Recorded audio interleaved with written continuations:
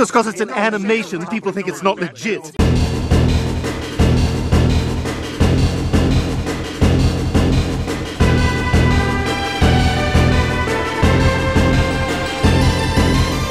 Look, do I even have to say it? It seems like adult animation had a terrible rep amongst its adored peers for a very long time. Quote-unquote kids animation was revered for bringing long-form storytelling back to the medium in the US. Anime is still taking the world by storm, and theatrical animated movies seem to draw in crowds who are moved by the stories at hand. Like Inside Out, you know what I mean? It's like, yeah, I remember that. I remember being a kid with emotions. But adult animation was often reduced to ugly, cheap comedy in the eyes of consumers. The assumption that every show was just trying to be Family Guy or South Park. Crude humor with like no substance. And for a while, a lot of the shows that tried to break that mold tended to fail for one reason or another, not resonating with the mainstream audience. Until 2021, a year that changed adult animation as we know it, with numerous projects becoming breakout hits, smashing records, and leading viewers to give this demographic of the medium a second chance. So today, I want to recap a few of the adult animated series that dropped last year and their contributions to improving the landscape. This is just our opinions though, so if you get mad that something's there or not there, well, what are you gonna do? Dislike the video? It's not like I'm gonna know what that means anymore. Thanks, YouTube. Also, spoilers ahead, pretty much. I try not to, but there's some. Alright, let's get down to business. Like adults do. Get it? Real quick, before I get to the next show, I'm gonna give a special thanks to today's sponsor, NordVPN. While surfing the internet, cybersecurity should be the top priority. With NordVPN, you can shield your personal data from hackers and internet service providers, protected by the next level encryption. It's super easy to use, as you can either connect with one click or enable auto connect for zero-click protection. You can also use it on up to 6 devices, your computer, phone, and even Android TV. They got your bases covered. And who could forget one of the greatest features of NordVPN? Access to region-locked content. You might be scrolling on social media and see a post mentioning a favorite show or movie of yours is finally on Netflix, only to fire it up and realize whoever mentioned that lives in another country. Well, with Nord, you'll be able to pick the region you want just like that. The folks over at NordVPN are offering a stellar 2-year plan with a bonus month for free over at nordvpn.com/roundtablevpn. And with a 30-day money-back guarantee, it's entirely risk-free. Again, that's nordvpn.com/roundtablevpn. Or you can click the link in the description down below. Once again, thanks to Nord for sponsoring this video. Alright, back to the animation. Do not miss dinner with my mom on Thursday if you value everything you hold dear, Mark Grayson. Invincible so far has been the most exciting, unexpected hit of 2021. I guess it's because animation fans were used to the outliers of animation getting swept under the rug by audiences who were simply not giving the medium the same level of respect as anime or CW dramas. But all of a sudden, Invincible, of all things, an Amazon Prime adaptation of the popular cult comic series, was just about everywhere. Now, was this due to the average viewer already having an open mind towards gritty superhero shows thanks to Prime's other hit series, The Boys, another personal favorite of mine? Probably. Was it the heapings of gore that you just didn't see in other comic book cartoons? Even the ones that do have blood? Yeah, I could see that. Was it because of the insane memeability? Definitely. And they had J.K. Simmons voicing Omni-Man, for Christ's sake. Everything he touches is not only destined to be audio gold, but just a gold mine of meme potential. Above everything else, it was also because of the subversive nature of the show. I mean, it was an anti-superhero story with as much gratuitous violence as they wanted. It had a main character whose coming-of-age journey sees him getting kicked in the ass every episode, as those closest to his father, his literal idol, uncover the dark truth behind a terrible massacre and the true nature of this beloved Superman-like icon. Complete with the celebrity voice cast and mostly solid animation, I mean, how could it flop? The first episode was enough to pull just about any viewer in. While the setup of Mark's story is a little paint by numbers, there's enough hints that this is going to be more than a son trying to break out of his father's shadow through Omni-Man's aloof nature. I had a pretty interesting day. Sorry I'm late. Guess who's finally getting his powers?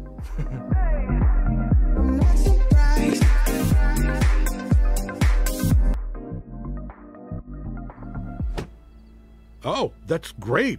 son, just great. There's a few instances in the pilot where his behavior actually gives the viewers a sense of uneasiness, but most may not think much of it at the time. So when the final scene hits, oh, it really hits. The writing is also effective in the fact that what shocks Mark also tends to shock the viewer too. We never really get the run-of-the-mill superhero story Mark and the audience alike were ready to dive into. We get to take a darker, harsher, and brutally honest portrayal of the superhero life. How bleak is it to try to do your part in a society when you, your comrades, and your adversaries are capable of snapping citizens in half without even trying, without even wanting to? Invincible is about fragility. Humanity is portrayed as physically and mentally fragile, giving the gore a sense of purpose, especially when this physical and mental fragility comes together effortlessly in the season finale. However, it was refreshing to see just how big the show got. By the end of season 1, you could not escape the show if you tried. It was all over Instagram, Facebook, Twitter, TikTok, your weird older cousin's Snapchat story. And something that did wonders to help its reach is just how Amazon rolled it out, with weekly releases. Instead of people binging it in one go and talking about it for 2 weeks tops, we had a season of Friday premieres that let the show dominate social media conversations for each individual episode. It's almost like this model is genius and should not have been thrown out the window. It gave a lot of people time to speculate over the show's biggest questions. Why did Omni-Man murk the Guardians of the Globe? What's really going on with Viltrum? Should Mark and Amber even bother to make their relationship work since Amber kinda sucks? Should Robot be put on a list, if you catch my drift? A lot of people are here for the blood and guts, no doubt about it, but I can't really blame them. The train scene got like 10 rewatches for me alone, but I think people stick around for the fact that we haven't really seen a show like this, at least not in a long time. Also, can we talk about the art style? It kind of gives me complicated feelings. The show looks like a Man of Action cartoon, like if Generator Rex turned into an episode of Dexter, like if Ben 10 snapped one day and just went full Akira. God, I actually want to see that really bad. I want to see the government try to take the Omnitrix from an unhinged Ben Tennyson. That would be the best. Thankfully, season 2 and 3 are already on the way, and I'm looking forward to see where the story goes from here, especially because there's just so much rich and extensive lore to go off of. This is a full-fledged comic series that ran for years. There's a lot they could do with this. You know, I could always read the comics, and honestly, I have, but maybe they'll switch things up. That's what they did with The Boys. Didn't think of that over there in the comments, did ya? If you haven't seen Invincible, do yourself a favor and give it a watch. Will I ever be able to pick her up again? Only if you start exercising. So there's nothing I can do. J.G. Quintel's 2020 follow-up to the era-defining regular show had a long journey to go before we ever even got to see it. Network delays, the first trailer being basically fake, and a shift over to the, at the time, brand new HBO Max streaming service all led to the show practically becoming a myth among animation fans. A distant rumor, an urban legend, a faint whisper, and then all at once, we finally had it. And yeah, it was pretty good. Look, Close Enough is a show I appreciate for not trying to be bigger than itself. It's the regular show formula with an updated and, I think, more refreshing cast of 30-somethings living in LA, starring a young couple trying to raise their daughter. That's a focus we haven't seen in quite a while regarding adult animation. Usually if we see parents as the protagonists, they got like a bunch of kids and there's an age range, but no, this is just a young couple trying to raise a young daughter, and yeah, I've not seen this at all, except for, I don't know, fucking Rugrats, but not really. If I had to put it into words, it's kind of a love child of Friends, Raising Hope, and regular show, and yeah, it's pretty entertaining. The show isn't perfect. God, what is perfect? Besides like Nutella and, I don't know, a warm shower when it's cold outside, you know what I mean? But no, there's some legit production stuff. These first few seasons were made to be 22 minutes and then were literally cut down to 11 minutes, creating some pacing issues and awkward moments. But hey, Twitter references, sex clowns, those are actually pretty funny. That last one actually kind of makes me uncomfortable. With the recent wave of nostalgia for regular show, it's great to have a spiritual successor for the grown-ups. Now they can finally just smoke weed. Jesus, no more soda or wings. What was up with these metaphors? Also, Benson was an alcoholic. We should all be able to say it.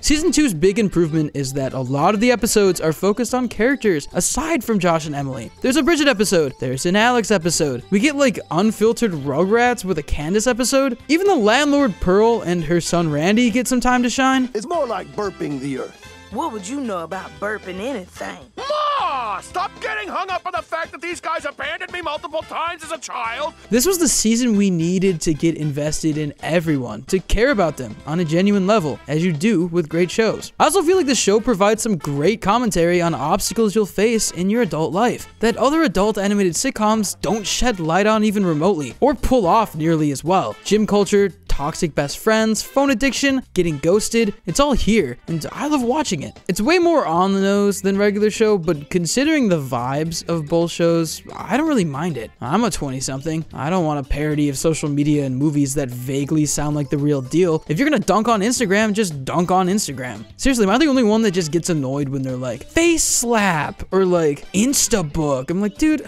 we all know what you're talking about. Are you afraid to get sued? Put on your big boy pants. HBO Max doesn't release their numbers or anything, but the series seems to be a hit. We can probably expect season 3 at some point this year, and now that they're aware that each episode is only 11 minutes and have figured out the characters, I really hope they turn it into the most refined and polished version of Close Enough yet. Despite being rougher on the edges, the show's hilarious and takes advantage of the medium. I'm sure the older you are, the more relatable it becomes, and it definitely warrants a binge. Just throw it on, don't be nitpicky, and you'll have a great time.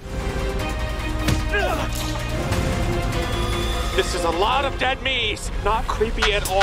All right, this is the most underrated on the list. Possibly the most underrated of an entire generation. Look, Olin Rogers' sci-fi epic had humble origins. Beginning as a YouTube pilot that was picked up after being seen by Conan O'Brien. No, literally. Season 1 was highly anticipated to mixed reviews and some pretty legitimate critiques. Mostly with the character of Gary himself, but Olin in the show took every single critique to heart and used it as a chance to legitimately improve the show. To the point that season 2 was almost an entirely different show with a brand new cast, digging into the wider story that Olin had up his sleeve the entire time. Season 3 was the strongest yet, with them actually in the titular final space. Desperate to find a way out, they kept things interesting and fresh. Without turning too hard into spoiler territory, this is one of my favorite sci-fi stories in recent years. It managed to set itself apart from other space-oriented adult cartoons like The Elephant in the Room, Futurama, by treating itself as a comedy drama with real tension, dramatic tones, and some great action. It uses its setting to the fullest, introducing cool original worlds and characters with appealing designs. There's space fights through solar flares, collectathons, and twists at every corner. The greatest tragedy is that they had to end it on a cliffhanger, with the series unfortunately being cancelled, seemingly a victim of the merger, though I'll give them credit. The show never really caught on as much as I wanted it to.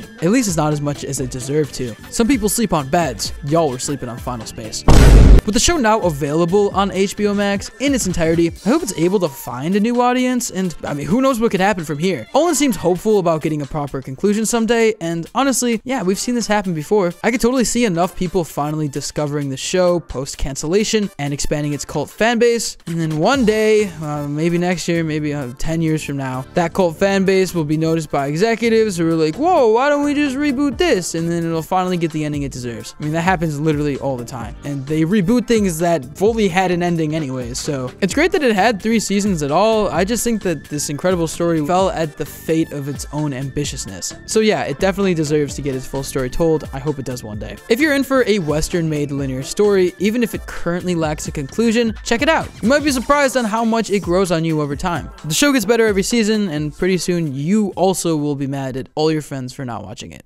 It's clear that Tuca is a toxic element in your life, and you need to cut her out. Plus, your names sound wrong together. Tuca and Birdie? Tuca and Birdie?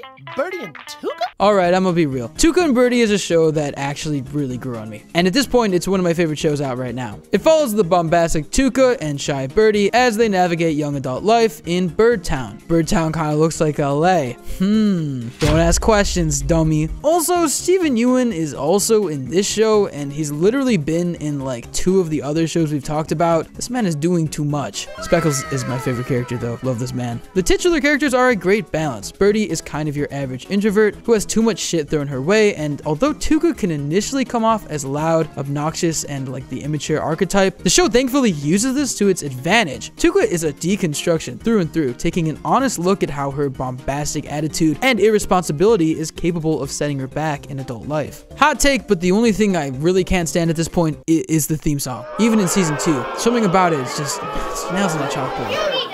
But hey, they shortened it on Adult Swim for time. That's nice for me, I guess. Look, let's address what everyone's kind of thinking. If you've seen BoJack, you already kind of get the vibe for what it's going for, giving the DNA it shares with the Netflix hit, and maybe because it's an anthropomorphic animal show about the complexity of emotions, relationships, and trauma. But in this one, it's only plants and birds. So suck on that, BoJack. It's got its own confusing rules, and I love that. Nevertheless, Tuca and Birdie still has an incredibly strong voice of its own, and has only managed to separate itself further and further apart from that dang horse guy. Season 2 being an excellent evolution of the series thus far. This is also another cool television story because after being canned by Netflix and picked up by Adult Swim, the show had to switch up the structure of the series, and now is designated for week-to-week viewings instead of watching it all in one go. It's almost like that's better innately. The show feels a lot more episodic in nature while still maintaining growth in the characters. Each episode in Season 2 typically contains its own story, some addressing loose ends from the first season while others break new ground for the show.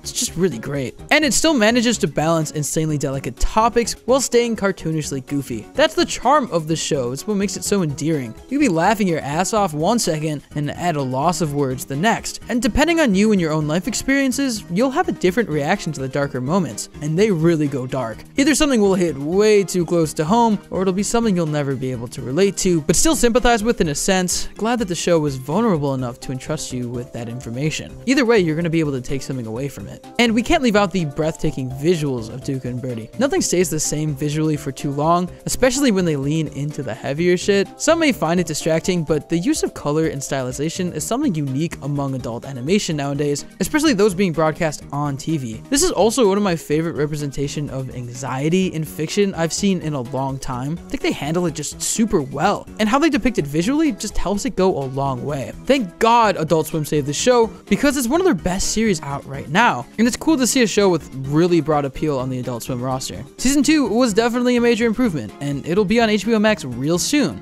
and I can't wait for Season 3. If I'm lucky, just maybe change the theme song. Maybe this is the worst take I've ever had, in which case, I'll take the L. Downloaded Brain, Morty. You want to jump the shark? You want to know my stupid crybaby backstory? Knock yourself out. Not now! That's right, guys, it's Rick and Morty time. One of the most interesting, polarizing, frustrating, and incredible shows has returned this year for the much anticipated 5th season. Look, as far as I'm concerned, Rick and Morty was put under a microscope by its fans to the point where I couldn't take either seriously. It's an Adult Swim cartoon with fart jokes. Everybody needs to chill out. But that's not to say this hype came out of nowhere. I'm not joking when I say that when this show premiered, it legitimately felt like a cultural reset. That was then followed by an unprecedented commercial tidal wave and a massive series pickup. And after only being a seasonal thing, it seemed like Rick and Morty had to reinvent itself for the long haul. And while this season was great and some of the best we've seen from the show in a while, it still managed to have flaws that were definitely picked up on by the fans, myself included. Most of this newest season affirmed to me that Rick and Morty really is just Adult Swim's answer to like The Simpsons, SpongeBob, South Park, and other immortal cartoons, and that some of these episodes are going to exist solely to fill quota. That doesn't mean the episodes are bad, but they're just not peak Rick and Morty either. They're going for quantity over quality here. The show still has a problem of introducing interesting concepts that can be episodes all of their own, only for them to be abandoned until they want to use said concepts again. Morty actually landing a date with Jessica and ending up in a crazy Narnia-esque adventure with her is dope in its own right, but her ascending to a time god or whatever sounds like it could have been just an even better episode, and they just didn't do anything with it. It was just a bit. But on the other hand, a lot of these episodes did a good job of exploring their concepts to the fullest and committing to the emotional beats that accompany them, like Morty's weird relationship with Planet Tina. That end made me feel terrible for Morty, yet also, come on dog, look at that Flower and Morty arrangement. You can't help but to chuckle. It's twisted, but I mean, that's Rick and Morty, bro. But everything I was saying about it being quantity over quality and an Adult Swim show with fart jokes, don't take it too seriously, was absolutely blown out the window in the finale. They sat me in a chair in the corner and told me to shut the fuck up, because the last 3 episodes give us what a lot of the viewers wanted. That sweet, sweet Rick and Morty lore. Rick reactivates Bird Person, giving us insight into their past, the revelation that Bird Person has a daughter imprisoned out in space, and the confirmation that Rick's Beth is dead. It was a lot, all at once, and at the very last minute. But then there's the 2-part season finale. The first half is just typical Rick and Morty hijinks as the duo break up and Rick tries to replace Morty with 2 crows. which honestly, guys, this joke didn't land for me. I could just get the vibes that it had like the writer's room rolling, but it's kind of like a you had to be there joke, because I wasn't really laughing. I didn't really get it. The joke is your grandson was so replaceable that even 2 crows could do it. It's funny, except it's not. But it doesn't matter, because the episode evolves into this brutally honest assessment of their dynamic, and you think, man, maybe this really is it for them? But of course it isn't. It's all an elaborate setup for their trip to the Citadel, and that's when the pot gets cooking, baby. That's when they rev up the engine, baby. Take the pot out of the oven. You know what I mean. Because guess who's there waiting for them? Evil Morty, the president, finally back after, I kid you not, 4 years. My therapist told me not to be this invested. And what truly humbled me was the very last segment of the finale. I literally went back and rewatched it like 3 times. It actually gave me chills. I did not think that could happen at this point in Rick and Morty. I won't lie to you guys. I think episodes that are just kind of average come across as worse than they really are in quality because of episodes like these. The team behind the show seems to detest serialization and super deep lore, given Rick's comments, and it seems like they really want to play the meta route with like breaking the fourth wall and subverting expectations. But the truth is, it's those episodes that go all out in every single aspect. They're just really fucking good at doing this. The writing feels snappier, the art and animation is always at its peak. Even the music tends to slap harder. It's like they know that they can like season a dish with truffle and caviar, but they're just so committed to the Heinz ketchup. Bottom line is, after all this spiel, I'm over trying to dig too deep into Rick and Morty. But if this finale is what it means, moving forward has got me jazzed in a way that I have not felt since the beginning of season 3. The central finite curve, Rick really not being the smartest man in the universe, the gold portal. I might actually buy Rick and Morty merch. I might actually walk into a store, interact with a legitimate human, and ask for Rick and Morty merch. That's where this got me. Look, it's as exciting as it is frustrating, because like, now what? The truth is, the show still has like 5 more seasons to mull through, and I cannot imagine how they're gonna pace this out at this point. I would honestly hate to be in their shoes, because they clearly don't want to commit to long-term status quo changes that would completely change the show, but there's still a story to tell. But alas, this is the route they chose, and it's not all bad. I mean, we're gonna get a lot of Rick and Morty, which is cool. Truth is, some shows decide to go for a story from the jump, like Avatar that was committed to only 3 seasons. Some became serialized later and it just worked out. Rick and Morty makes it clear it never would have done either, instead revisiting stories whenever they feel like it, apparently. But let's be honest with ourselves, this is a Dan Harmon show. This man makes television. Of course I would opt for as many episodes as possible. This is a television show, not like an art assignment, even though it can totally be whenever they want to pull out the big guns. My advice as a dumb internet person for fans going forward is, I don't know, lower expectations and just enjoy the ride. Chill out over the lore not being in every episode. At least we kind of know what to expect now. It's not going to be the golden era, but it's definitely not awful either. And I for one felt this season was the perfect indicator of what the show will be like moving forward, and I can honestly say I'm excited. Also, I want to point out that I completely avoided making a Pickle Rick joke during this segment. You can thank me later. We have made society more tolerant of our kind, from the Geico Gecko to the Shape of Water. We even got K. Rool in Smash! Look, out of all the shows that came out in 2021, this had to be 100% the one that I was the most excited for. A Gravity Falls alumni, Cheyenne Takuchi, making an adult animated series about the world of conspiracies, and on Netflix where it could potentially find a massive audience. I mean, let's go. I mean, this is as good as it gets, baby. Also, it had my favorite theme song of 2021. This shit just goes hard. The show follows Cognito Inc., a corporation literally in charge of all of the world's conspiracies. They serve an even higher power, the Shadow Council, which are often teased as terrifying. They're pretty scary to me. Don't like cloaks. Something about shadows too. Just gives me the heebie-jeebies. Look, I love the idea that even Cognito Inc. doesn't know everything. It keeps the show fresh and stops the characters from being, well, Rick Sanchez. They don't know everything. They're not all powerful, and like any job, they're just trying not to get fired, homie. I feel that over here at YouTube headquarters. Please don't fire me, Mrs. YouTube. Please give us our dislikes back. The main characters, Reagan and Brett, are an absolute breath of fresh air as protagonists. Despite being a spin on Brains and Brawn, both of them have unique characteristics that make them stand out amongst most protagonists in adult animation. Reagan isn't just any old employee at Cognito Inc. She's the child of former CEO, professional day drunk, Rand Ridley. As a result of his parenting, she's adopted a lot of his drive and tenacity as she aspires to become the new CEO. But she's also very socially awkward. She struggles at human connection. Me too. I feel that. It's one of her biggest shortcomings, things, holding her back from being the ideal leader that she's striving to be. She's just too intense. That's where Brett comes in. Good old sweetheart himbo Brett. Brett is a huge people pleaser, causing him to be the lovable, charismatic goofball he is out of necessity. He's like a golden retriever with a killer jawline. They actually dig into this in one episode, which will get you feeling some type of way. He tries to act like a frat boy, but it's quickly revealed he's actually always under pressure, afraid of being judged, and just wants the best for everyone around him. Look, I thought I would hate Brett, and I was really hoping that he was like only in the pilot, which in hindsight was a pretty naive thought. But he really wins you over as quickly as he wins over the other characters in the show. Kind of funny. If Reagan's the yin, he's the yang, and it works really well. They complete each other, but you know, like platonically, which is another thing I appreciate, because you can't just ship every character together. Jeez. They bounce off each other well, and their dynamic develops over the first season in a realistic way. And it's nice to see this kind of duo that doesn't rely on the perceived dumb one being a punching bag to the genius. In both children and adult animation, it's kind of overplayed. As for the rest of the cast, okay, they need some work done. Despite being an ensemble cast, it doesn't really feel like one to me, because they function more like supporting characters. I feel like the biggest issue is that Reagan, Brett, and Rand almost always dominate the A and B plots of the show, but man, their other co-workers have a lot less substance in comparison. I don't think any of you even know what my damn last name is. I want to say Luigi? Gigi the Ouija! The biggest takeaway we really get from any of the co-workers is learning about how sad Andre is as a person without drugs. I wouldn't go as far as to say they're one-note characters, but seeing all the attention that Reagan and Brett get, I wish we got more from them. It feels like the writers figured out each of their gimmicks first, and then decided the personalities can come while writing the show. Even though Mike feels like he exists solely to be put on a stoner's ashtray. Oh,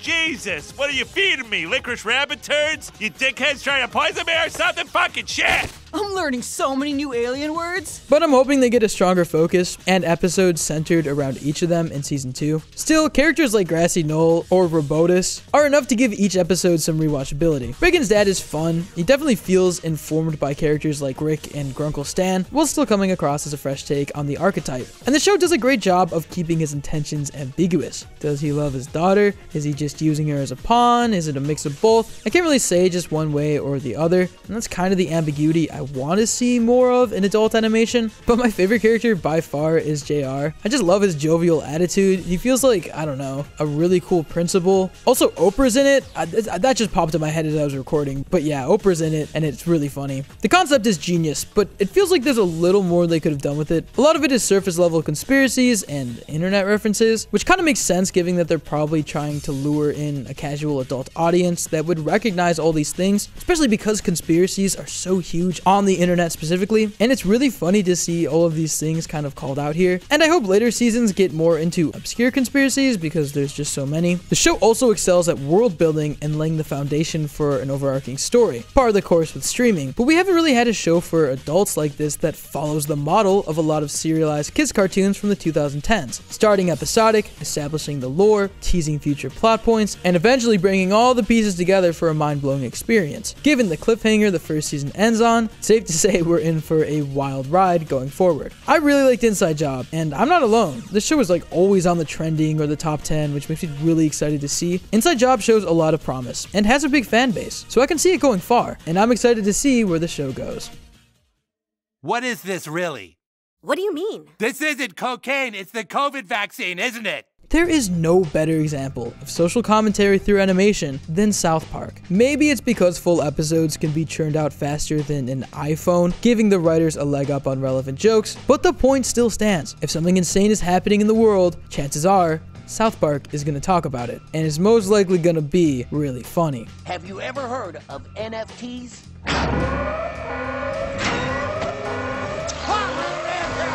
I haven't seen every episode of South Park. I unfortunately have a strict bedtime just like any hardworking citizen, but from what I understand, it hit a pretty big lull during the previous presidency. I mean, that was a pretty big L, banking an entire season's narrative on Hillary winning. Whew.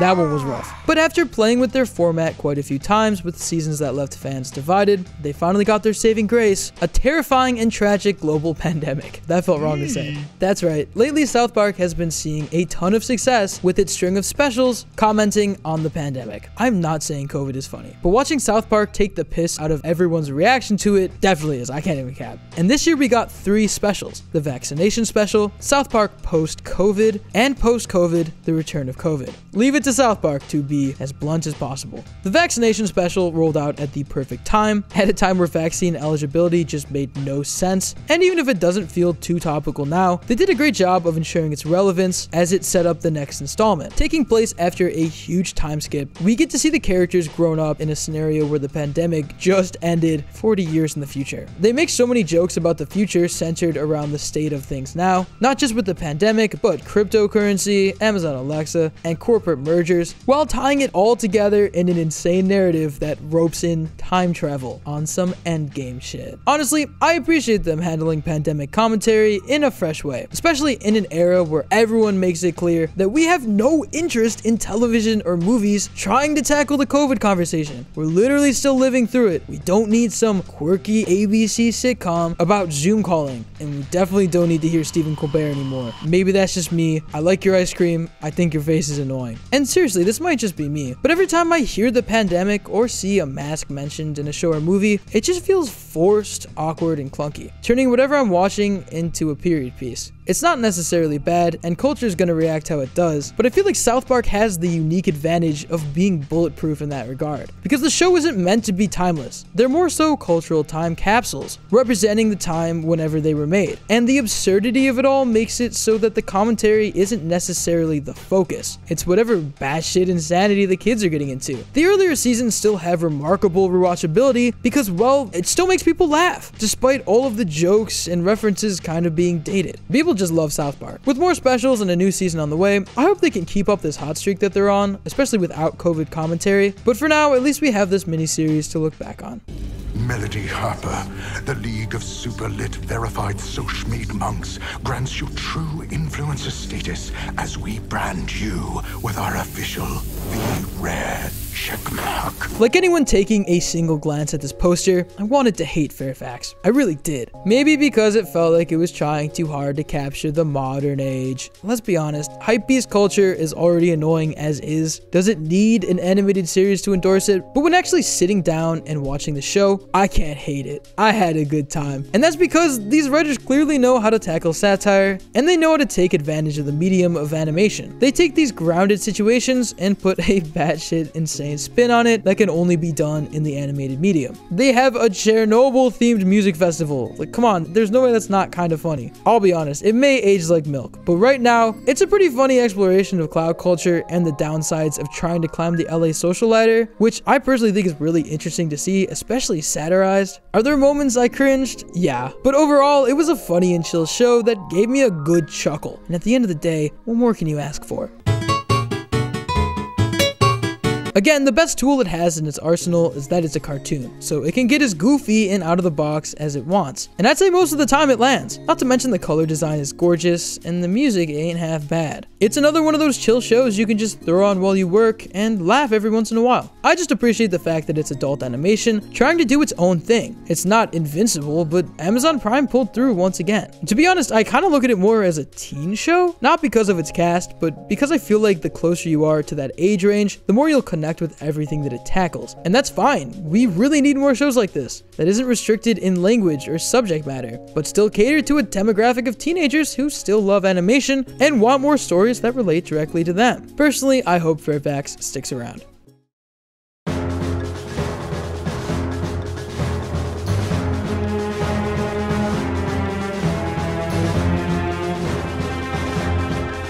Excuse me, while I completely gush about the greatest thing I've ever seen. Look, Arcane was probably the most exciting cartoon of 2021, and the biggest indicator of what's to come for animation moving forward. The show, based on the insanely deep and complicated lore of League of Legends, thankfully requires no knowledge of the game to watch. Seriously, I watched the full series and literally still don't know how League of Legends works or what exactly it is. Isn't it like Clash of Clans? Anyways, I'm just gonna hit the ground running. The animation is stunning. And this comes from someone who used to despise the CGI 2D blended style, but clearly Arcane nails it. It's less Dragon Prince and more Love, Death, and Robots, if that makes sense. Not that either of those are better or worse, I'm just saying. A dark and subversive story that you legitimately can't see coming even if you tried. I was on the edge of my seat until the very end. It's been so long since there's been a lore-driven, world-building show that I've been this invested in. I literally want to live in this world so bad. Kind of. Actually, it's kind of scary. The show focuses on the characters, relationships, and politics of the city of Piltover and the underground society of Zuan,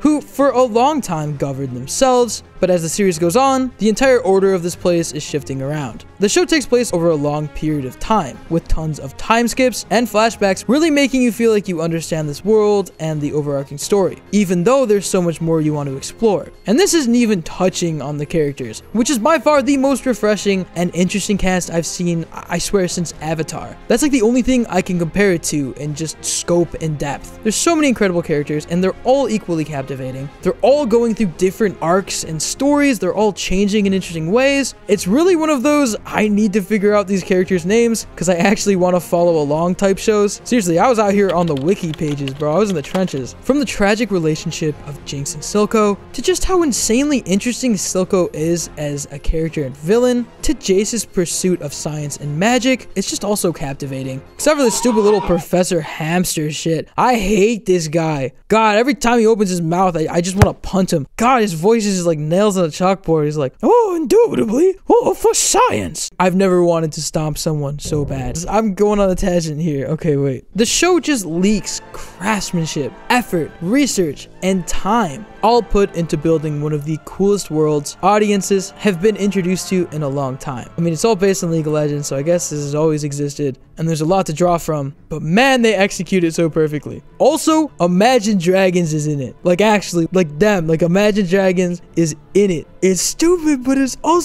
so funny. I love it. They're like performing. They look all arcane-y. Also, props to them for just killing it on the theme song. This was one of those no-skip theme songs for me. And I think what makes this show so important, especially if we're talking about 2021 going forward, is just how many people finally backed it. Mature adult animation with incredible world building, complex characters, and fascinating lore. All of this while hitting the trending tab on Netflix and dominating every social platform I use, getting legitimate recognition from a massive audience, and Imagine Dragons? I'ma pass out. I don't want to overhype the show, okay? It's not perfect, but this is what we need, and to see it succeed like it did is just so reassuring. I really feel like it's the start of the best decade for animation that I could possibly imagine. And that speaks to all of the shows on this list. Because whether it has occurred to you or not, it only has to me just recently, oh my god, this is a new decade. We are starting a new decade. Meaning all of this animation is what we're entering the new decade with. And honestly, I couldn't be happier.